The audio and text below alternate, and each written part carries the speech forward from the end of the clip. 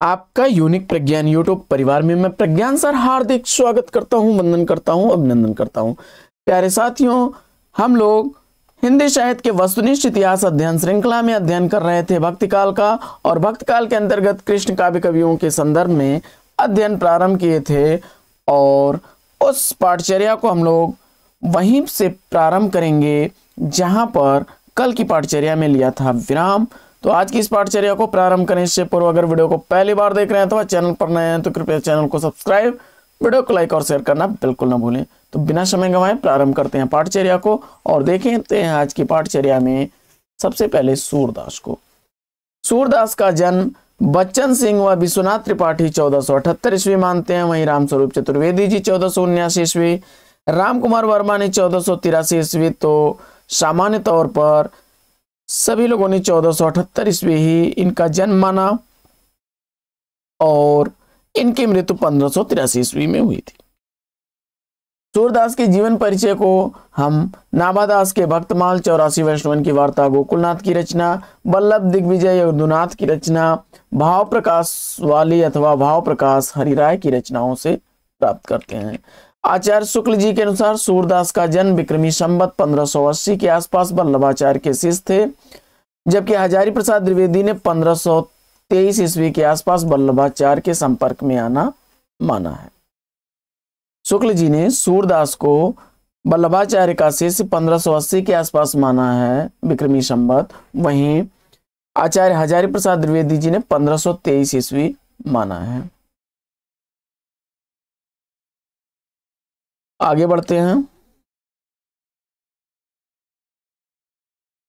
1509-10 ईस्वी में सूरदास वल्लभाचार्य के संपर्क में आए, तो वल्लभाचार्य ने सूरदास को भजन गाने के लिए कहा और सूरदास ने भजन सुनाया। वह भजन कुछ इस प्रकार था कि प्रभु हूँ सब पतितन को टीको, हूँ हरि सब पतितन को नायक। इस पर वल्लभाचार्य ने डांटते हुए कहा कि सूर हुए कह ऐसे घिघियात काहे को, हाँ कुछ भगवत लीला वर्णन करी। गोस्वामी विठल नाथ ने सूरदास की मृत्यु पर कहा था कि पुष्टि मारक कौ जहाज जात है, सो जाको कछु लेना हो सो लेव। वहीं विठल नाथ ने अपनी पूजा पद्धति में युगलोपासना का समावेश किया था, जबकि वल्लभाचार्य ने राधा का उल्लेख नहीं किया, हालांकि सूरदास ने राधा का उल्लेख किया है। आगे बढ़ते हैं और देखते हैं गोस्वामी हरिराय के अनुसार तानसेन के माध्यम से अकबर और सूरदास की भेंट मथुरा में हुई थी। भक्तमाल में सूरदास के संबंध में एक छप्पर मिलता है जिसमें सूरदास के अंधे होने का संकेत है।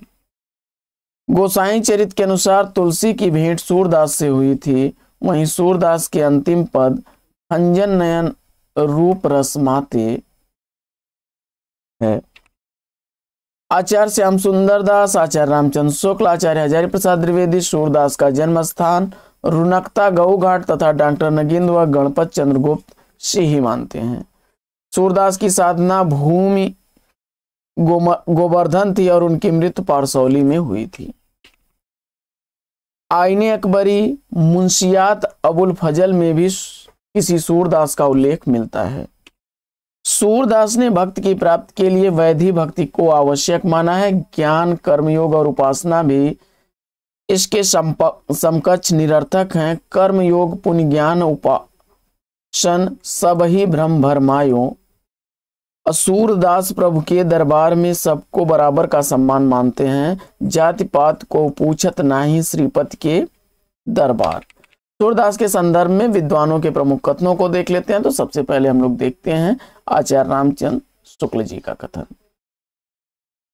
भ्रमर गीत सूर साहित्य का मुकुटमणि है। यदि वात्सल्य व श्रृंगार के पदों को निकाल भी दिया जाए तो हिंदी साहित्य में सूर का नाम अमर रखने के लिए भ्रमर गीत ही काफी है। यह कथन है आचार्य शुक्ल का सूर के भ्रमर गीत के संदर्भ में। शुक्ल जी लिखते हैं कि वात्सल्य और श्रृंगार के क्षेत्र का जितना अधिक उद्घाटन सूर ने अपनी बंद आंखों से किया उतना किसी और ने नहीं। इन क्षेत्रों का वे कोना कोना झांक आए हैं। सूरदास की रचना में संस्कृत की कोमल कांत पदावली और अनुप्रासों की वह छटा नहीं है जो तुलसी की रचना में दिखाई पड़ती है। श्रृंगार और वात्सल के क्षेत्र में जहां तक इनकी दृष्टि पहुंची है वहां तक किसी कवि की नहीं। शुक्ल जी का कथन है। शुक्ल जी का अगला कथन है सूर के संदर्भ में कि हिंदी साहित्य के श्रृंगार रस का राजत्व यदि किसी कवि ने पूर्ण रूप में दिखाया है तो वह सूर ने। अगला, सूरदास में जितनी सहृदयता और भावुकता है प्रायः उतनी ही चतुरता और वाग विदग्धता भी है। अगला कथन है सूर के संदर्भ में कि हास परिहास और छेड़छाड़ के साथ प्रेम व्यापार का अत्यंत स्वाभाविक आरंभ सूरदास ने दिखाया है। आगे बढ़ते हैं। सूरदास के संदर्भ में अगला कथन है आचार्य रामचंद्र शुक्ल का, इस सूर की बड़ी भारी विशेषता है नवीन प्रसंगों की उद्भावना, प्रसंगोद्भावना करने वाली ऐसी प्रतिभा हम तुलसी में नहीं पाते। आगे, सूर की काव्य रचना इतनी प्रगल्भ और काव्यपूर्ण है कि आगे होने वाले कवियों के श्रृंगार और वात्सल्य की उक्तियां सूर की जूठन सी जान पड़ती हैं। वहीं सूर जीवनोत्सर्ग के कवि हैं। अगला कथन है कि जिस प्रकार रामचरित का गान करने वाले भक्त कवियों में गोस्वामी तुलसीदास जी का स्थान श्रेष्ठ है, उसी प्रकार कृष्ण चरित गाने वाले भक्त कवियों में महात्मा सूरदास का। वास्तव में यह हिंदी काव्य गगन के सूर्य और चंद्र हैं। आगे, सूर सागर का सबसे मर्मस्पर्शी और वाग वैदग्ध्य पूर्ण अंश भ्रमर गीत है, जिसमें गोपियों की वचन वक्रता अत्यंत मनोहारणी है। ऐसा सुंदर उपालब्ध काव्य और कहीं नहीं मिलता। सूर के संदर्भ में अगला कथन है शुक्ल जी का कि सूर सागर मुक्तक काव्य होते हुए भी प्रबंधात्मकता के सूत्र संभाले है। चलती हुई ब्रजभाषा की सबसे पहली साहित्यिक रचना होने पर भी बड़ी सुडौल और परिमार्जित है। आगे, सूर का संयोग वर्णन एक क्षणिक घटना नहीं है, संगीतमय जीवन की एक गहरी चलती धारा है, जिसमें अवगाहन करने वाले को दिव्य माधुर्य के अतिरिक्त कुछ नहीं दिखाई पड़ता। अगला कथन है सूर के संदर्भ में कि इनका विप्रलंब श्रृंगार भी ऐसा ही विस्तृत और व्यापक है। वियोग की जितनी अंतरदशाएं हो सकती हैं, जितने ढंगों से उन दशाओं का साहित्य में वर्णन हुआ है, सामान्यतः हो सकता है वे सब उनके भीतर मौजूद हैं। सूर की गोपियों का विरह खाली बैठे का सा कार्य दिखाई देता है, उनके विरह में गंभीरता नहीं है। और सूर का वियोग वर्णन के लिए ही है, परिस्थिति के अनुरोध से नहीं। ये सारे कथन थे आचार्य रामचंद्र शुक्ल जी के सूरदास के संदर्भ में। अब मैनेजर पांडे के अनुसार देखते हैं मैनेजर पांडे सूरदास के संदर्भ में क्या लिखते हैं। सूरदास कालिदास की तरह मानवीय प्रेम और सौंदर्य के कलाकार के कवि हैं। सूरदास के भ्रमर गीतों में अनायास ही साहित्यिक, सामाजिक, सांस्कृतिक, आध्यात्मिक, दार्शनिक और मनोवैज्ञानिक पक्षों का समन्वय हुआ है। सूरदास के संदर्भ में मैनेजर पांडे लिखते हैं कि सूरदास ने संयोग श्रृंगार की विशद व्यंजना की है, लेकिन विरह में तो उनकी आत्मा स्वयं द्रवित होकर के रसमय काव्य बन गई है। अगला, मानव मन के सभी भावों को प्रेम का अनुगामी बनाने में सूरदास की प्रतिभा सफल है। मानव जीवन में प्रेम की सत्ता और महत्ता का ऐसा गायक हिंदी साहित्य में कोई दूसरा नहीं है। आगे बढ़ते हैं।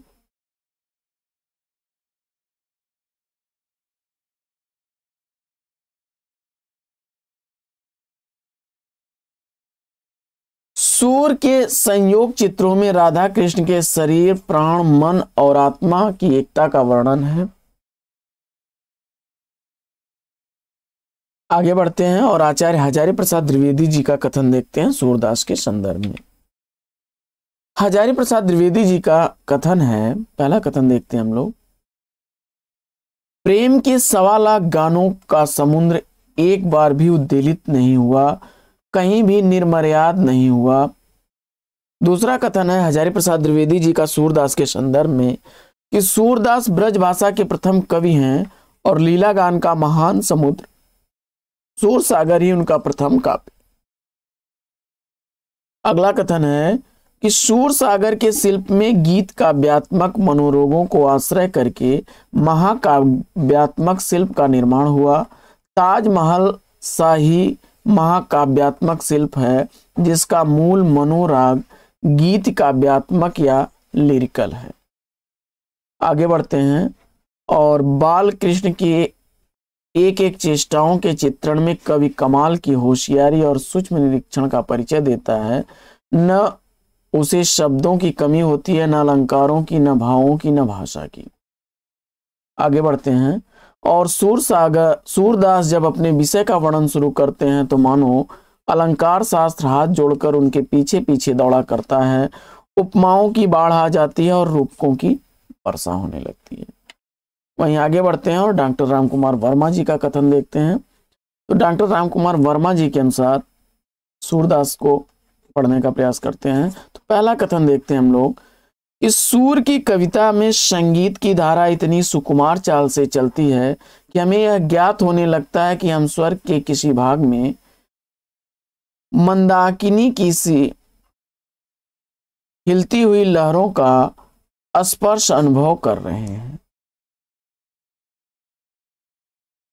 दूसरा कथन है कि श्री वल्लभाचार्य से प्रभावित होकर जिन कवियों ने कृष्ण भक्ति पर रचना की उसमें सूरदास सबसे अधिक प्रसिद्ध हैं। और अगला कथन है कि श्रीमद् भागवत का आधार लेते हुए भी सूरदास ने कृष्ण के जीवन का चित्रण नितांत मौलिक रूप से किया है। आगे भाषा के विचार से सूरदास प्रथम कवि हैं जिन्होंने भाषा को साहित्यिक रूप दिया। आगे बढ़ते हैं और देखते हैं अगला कथन कि सूरदास की कविता में हम विश्वव्यापी राग सुनते हैं। वह राग मनुष्य हृदय का सूक्ष्म उद्गार है। उसी राग में मानव जात की सभी वृत्तियां निहित हैं। सूर केवल व्यक्तिगत काव्य के आदर्शों को ही लेकर ही कवि नहीं है, प्रत्युत साहित्य के क्षेत्र में प्रवृत्तियों को नवीन रूप देने वाले कवि और कलाकार भी हैं। आगे आचार्य नंदुलारे वाजपेयी जी का कथन है सूरदास के संदर्भ में। पहला कथन देखते हैं कि सूरदास के काव्य की एक विशेषता यह है कि उसमें एक साथ ही श्री कृष्ण के जीवन की झांकियां भी मिल जाती हैं और अत्यंत मनोरम रूप और भार सृष्टि भी। दूसरा कथन है नंदुलारे वाजपेयी जी का कि स्वाभाविकता में अलौकिकता का विन्यास सूरदास की मुख्य काव्य साधना है। तो रामस्वरूप चतुर्वेदी जी का कथन है सूरदास के संदर्भ में कि विधान की दृष्टि से सूर सागर को उन्मुक्त प्रबंध काव्य कहा जा सकता है। तो विजेंद्र स्नातक ने लिखा है कि मध्यकालीन वैष्णव भक्ति कवियों में सूरदास का स्थान शीर्ष पर है। बच्चन सिंह का कथन देख लेते हैं, काफी इंपॉर्टेंट है क्योंकि अक्सर परीक्षाओं में रिपीट हो रहे हैं। सूर के पद इतने परिष्कृत और अनुशासनबद्ध हैं कि वे किसी चली आती हुई गीत काव्य परंपरा का, चाहे वह मौखिक ही रही हो, पूर्ण विकास सा प्रतीत होते हैं। अगला कथन है कि वस्तुतः सूरदास की प्रतिभा का उत्कर्ष सूर सागर के 10वें स्कंद में दिखाई पड़ता है। इसमें कृष्ण के बाल और यौवन की लीलाएं वर्णित हैं। आगे बढ़ते हैं और प्रेम की जो अनन्यता, प्रगाढ़ता और आत्मसमर्पण की जो व्याकुलता उसमें दिखाई पड़ती है वह अन्यत्र कहीं नहीं मिलेगी। आगे बढ़ते हैं। एक ओर मुखरा गोपियों का कोलाहल है, व्यंग्यबाण है, तो दूसरी ओर राधा का मौत की तरह मौन का ठंडा सन्नाटा। भ्रमर गीत की बुनावट में इस सन्नाटे का बहुत महत्व है। आइए बढ़ते हैं आगे और सूरदास की रचनाओं का संक्षिप्त विवरण देखते हैं। तो सबसे पहले देखते हैं सूरसागर को। भागवत पुराण इसका उपजीव्य काव्य है। इसमें भी भागवत पुराण की तरह 12 स्कंद हैं, लगभग 4936 पद हैं। इसकी सबसे प्राचीनतम प्रति नाथ द्वार मेवाड़ में है। इसके प्रथम स्कंद में विनय के पद तथा दूसरे स्कंद में भक्त के पदों की अधिकता है। इसके 9वें स्कंद में रामावतार कथा है। 10वें स्कंद में बाल लीला, गोचारण, बंसी वादन, रास तथा भ्रमर गीत, सर्वाधिक पद बाल लीला के ही हैं। 12वें स्कंद में बौद्ध अवतार, कल्कि अवतार का भी वर्णन है। आचार्य हजारी प्रसाद द्विवेदी जी से स्त्री चरित्र का विशाल काव्य कहते हैं। इन्होंने इसे गीतात्मक मनोरोगों पर आधारित विशाल महाकाव्य भी कहा है। चंद्रबली पांडे ने इसे लीला प्रबंध काव्य, मान प्रबंध काव्य, तो ब्रजेश्वर वर्मा ने इसे कृष्णचरित महाकाव्य कहा है। आचार्य रामचंद्र शुक्ल ने सूर सागर के 400 गीतों का चयन कर भ्रमर गीत नाम से इसे संपादित किया। आगे बढ़ते हैं और दूसरी रचना सूर सरावली पर चर्चा करते हैं। सूर सरावली में 1107 पद हैं, कुछ स्रोतों के अनुसार 1103 पद हैं। इसे सूर सागर की विषय सूची माना जाता है। इसमें संसार को होली का रूपक मानकर रचना की गई है। गुरु प्रसाद होत यह दर्शन सरस बरस प्रवीण, इसी रचना की पंक्तियां हैं। इसमें मुख्यतः ज्ञान, वैराग्य और भक्ति का वर्णन है। ब्रजेश्वर वर्मा की मान्यता है कि इस ग्रंथ के प्रणेता सूर सागर के प्रणेता से भिन्न कोई दूसरे हों। साहित्य लहरी देखते हैं। साहित्य लहरी एक मान्यता के अनुसार सूरदास ने इसकी रचना नंददास को नायिका भेद, रसरीत इत्यादि सिखाने के उद्देश्य से की थी। इसमें 118 दृष्टिकूट पद हैं। यह नायिका भेद, अलंकार और रस निरूपण का ग्रंथ है। इसके एक पद में सूरदास ने अपनी वंश परंपरा का भी जिक्र किया है। भ्रमर गीत, भ्रमर गीत सूरदास द्वारा लिखा गया है, तो भंवर गीत नंददास का, परमानंद दास, कुंभन दास और तुलसीदास सभी लोगों ने भंवर गीत नाम से रचनाएं की हैं। तुलसीदास की कृष्ण गीतावली भी भ्रमर गीत परंपरा की ही रचना है। सर्वप्रथम भागवत पुराण के 10वें स्कंद के 47वें अध्याय में इसका प्रसंग मिलता है। हिंदी में भ्रमर गीत काव्य परंपरा सूरदास से प्रारंभ मानी जाती है। आचार्य शुक्ल ने इसे ध्वनि काव्य व उपालंब काव्य कहा है। मैनेजर पांडे भ्रमर का 3 अर्थ बताते हैं, कृष्ण, उद्धव और स्वतंत्र रूप। मैनेजर पांडे, नंदुलारे वाजपेयी तथा विजेंद्र स्नातक ने इसे दुखांत काव्य कहा है। इसमें अन्योक्ति और वक्रोक्त की भरमार है। सूरदास ने अपने भ्रमर गीत में पहली बार राधा को भी शामिल किया है। सूरदास व नंददास के भंवर गीत या भ्रमर गीत में अंतर देख लेते हैं। सूरदास का भ्रमर गीत जो है वह मुक्तक काव्य रस है, ठेठ ब्रज भाषा में है। सूरदास की गोपियां सहज व सरल हैं। गोपी उद्धव संवाद कम ही है, लोक पक्ष की प्रधानता है।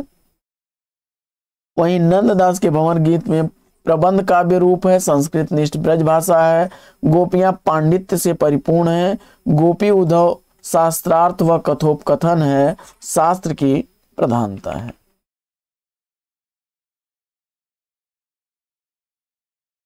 अब इसके बाद कृष्ण भक्त कवि और उनकी रचनाओं पर चर्चा करेंगे हम लोग अगले वीडियो में। आज की इस पाठचर्या में लेते हैं यहीं पर विराम। फिर मिलेंगे आपसे अगले वीडियो में एक नए प्रकरण, एक नया टॉपिक, एक नए अंदाज में। तब तक के लिए लेते हैं आपसे विदा। आपका जीवन मंगलमय हो। बेस्ट विशेष, बेस्ट ऑफ लक। जय हिंद साथियों।